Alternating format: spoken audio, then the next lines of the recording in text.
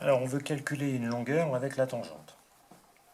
On nous donne la configuration suivante, un trait en rectangle, LIS, rectangle en L, l'angle Y qui mesure 75 degrés, et le côté LY qui mesure 3,5.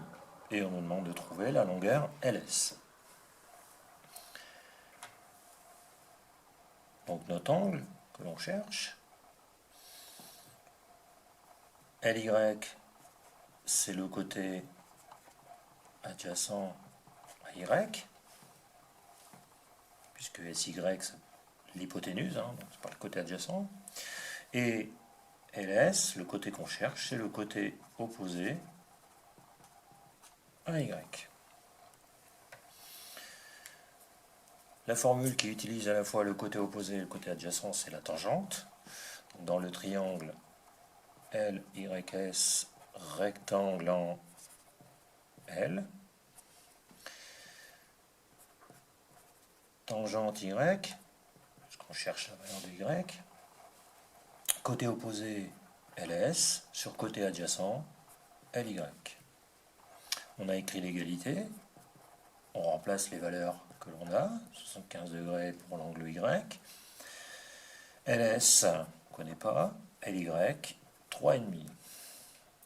On peut rajouter, tout comme le cosinus et le sinus, le diviser par 1, et puis du coup on fait apparaître un produit en croix, LS, 3,5, conseil encore de commencer par le nom pour éviter toute erreur d'écriture sur la calculatrice, 3,5 fois tangente 75, divisé par 1, encore peu d'utilité dans le calcul.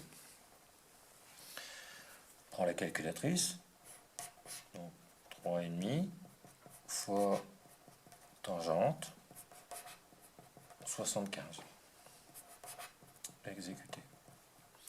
Et on trouve comme valeur LS à peu près 13,06 au centième près, ou alors 13,1